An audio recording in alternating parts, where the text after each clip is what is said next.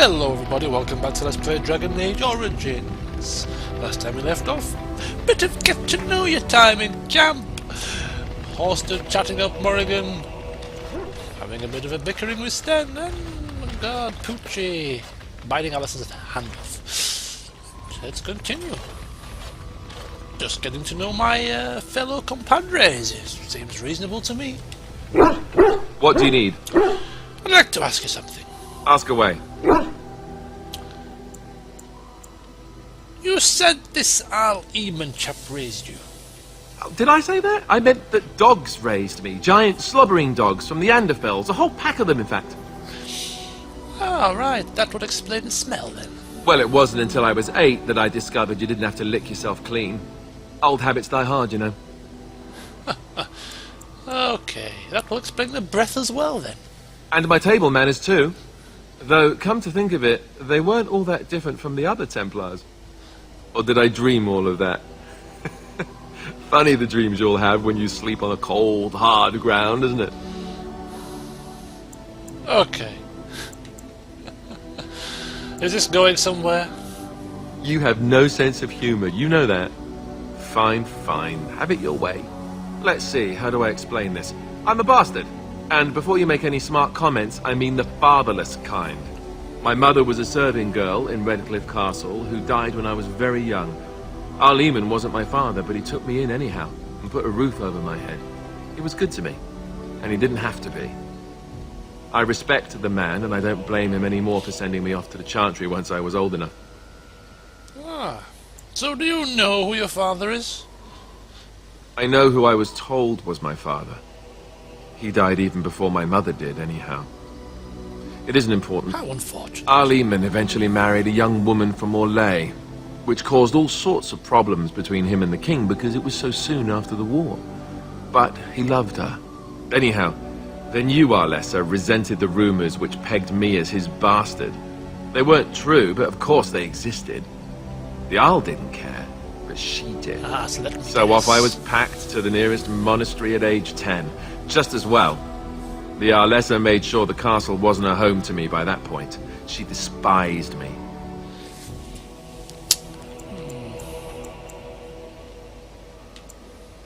Well, you're probably lucky than most orphans. I suppose you're right. I wasn't raised as the Arl's son, though, if you're picturing that. I slept in hay, out in the stables, not on silk sheets. I remember I had an amulet with Andraste's holy symbol on it. The only thing I had of my mother's. I was so furious at being sent away, I tore it off and threw it at the wall and it shattered. Stupid, stupid thing to do. The Arl came by the monastery a few times to see how I was, but I was stubborn. I hated it there, and blamed him for everything. And eventually, he just stopped coming. Oh, how sad. But you were young. And raised by dogs. Or I may as well have been, the way I acted. But maybe all young bastards act like that. I don't know. All I know is that the Arl is a good man, and well loved by the people. He also was King Caelan's uncle, so he has a personal motivation to see Loghain pay for what he did. Anyway, that's really all there is to the story. Okay.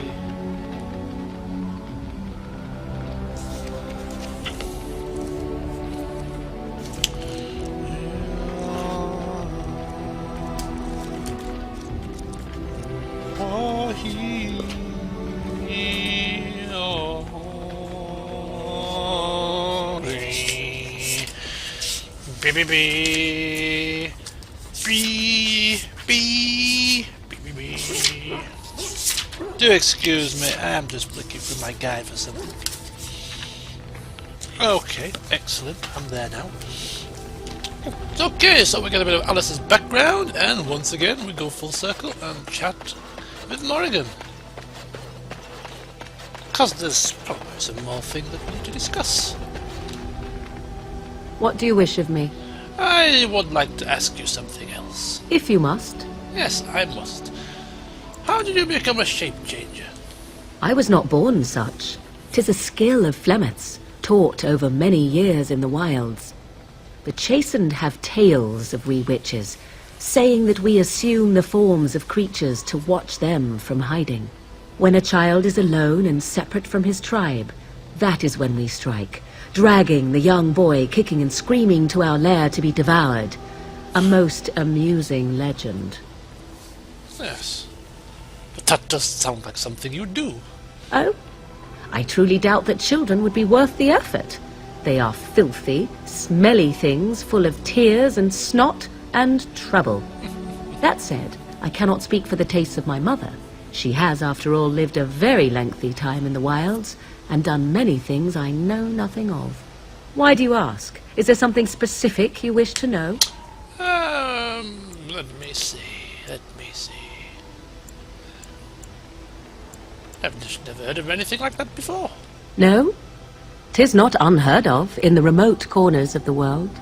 There are traditions of magic outside of the Circle of Magi, despite what those mages would have you believe. Some of these traditions are old, indeed, passed down as carefully guarded lore from one generation to the next. The zealots of the Chantry would uproot all such practitioners if they could, but as luck have it, some still exist.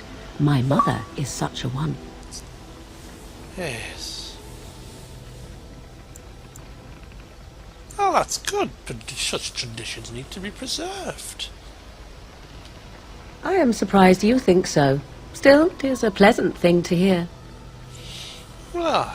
So, do you spend a lot of time as an animal?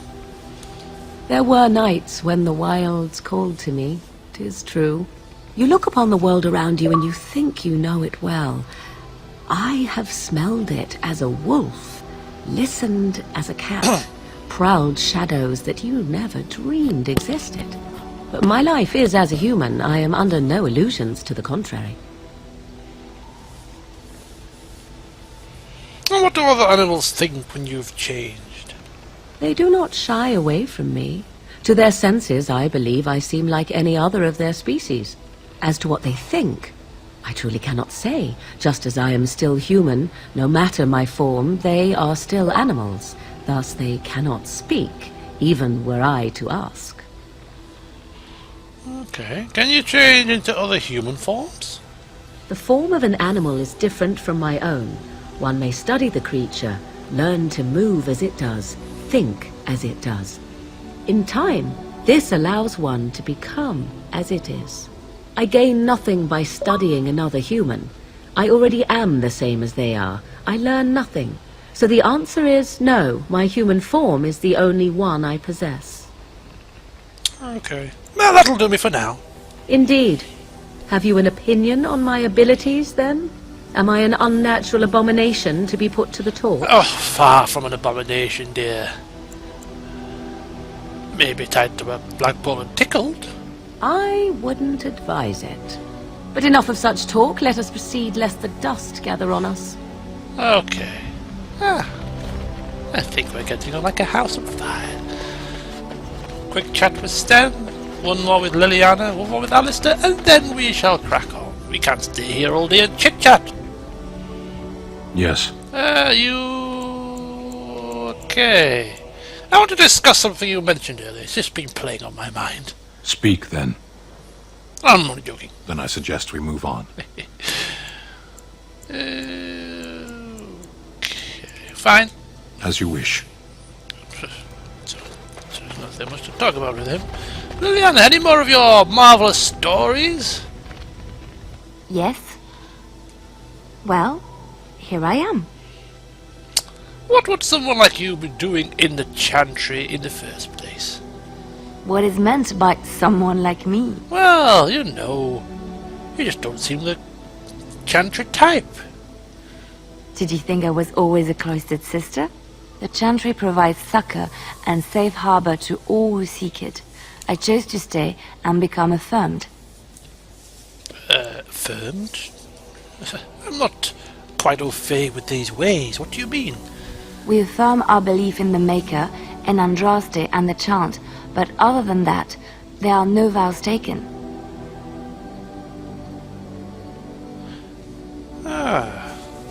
So what did you do before this Chantry life? I was a traveling minstrel in Orlais.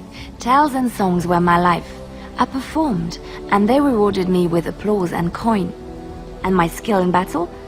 Well, you pick up different skills when you travel, yes? Yes, of course.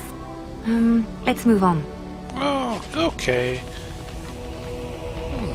She's had quite an interesting life, as I gaze at her there for a just lingering second or two. What do you need? Just a chat. Ask away. So, how exactly do you become a Grey Warden? Same way you did. You drink some blood, you choke on it, and pass out. You haven't forgotten already, have you? Ah, you're such a comedian, Alistair. I do my best. What can I say? Let's see, I was in the Chantry before. I trained for many years to become a Templar, in fact. That's where I learned most of my skills. And what skills might those be? I haven't noticed them so far. Well, it wasn't an easy life, you know. I don't know whether or not you've noticed, but I'm not exactly the Chantry type. The Grand Cleric didn't want to let me go. Duncan was forced to conscript me, actually, and was she ever furious when he did. I thought she was going to have us both arrested. I was lucky. So, you think this is better than being a Templar? Oh, I suppose the Chantry life is good enough for some. Here, we have the chance to fight against the Blight, to actually do some good instead of sitting in a temple somewhere. I'll always be thankful to Duncan for recruiting me. If it hadn't been for him, you know, I wouldn't have. Okay, don't start crying again, please. Yes, you're right. I should be angry for what happened to him, not sad. I shouldn't forget what Loghain That's did. more like it, Come Glad. on, let's go. I think I'm done talking. Glad I could bring you round to your senses, eh? Bloody don't want you to become a blubbering wreck on us. Okay, I think my fellow party members are all talked out. Well, at least I am anyway. But before we conclude this part, I just want to bring to your attention, people, the gifts system, which I have here. Obviously, as you've noticed, people approve and disapprove, and if we go into our thingy-majig here, we notice that certain people at the bottom here, you can see a bar just above the swap weapon sets, where there's a heart on one end with a broken thing through it, and on the other end is positive. So the more to the right this bar goes, the more that particular character likes you. So if you have a positive interaction with them, they like you more, and if you have a negative one, like I'm doing with Alistair a lot of the time because I'm taking the piss out of him, it goes down to the left. And you get certain bonuses the more the person likes you. So, considering I'm going to have Alistair working with me quite a lot of the time, I might do well to stop insulting him, really. But it's just the way my character is, I can't help it. Morrigan, she's been trying to chat her up a little bit. She's going up on the plus side. You can see the difference there between the two. Leliana's pretty neutral, we haven't really talked to her much. And there's Poochie right at the very full end of the spectrum. And Sten, who is again pretty neutral because he's only just started. Now we could give Sten some clothings here. This is a perfect opportunity. He is a DPS warrior, so he shall have first of all splintmail boots, some chainmail armor, some chainmail gloves. That'll do you for now, will it? And a helmet. There you go. Totally looks ridiculous. Nothing matching. And we'll give him a two-handed weapon. Longsword, grey iron. No. Steel greatsword. There you go. It's all looking pretty swift. And there's nothing else to give him. Right, so he's got his little goodies. Right, so in the next part we will go through the gifts which are used to increase the other character's opinion of you. So join me then.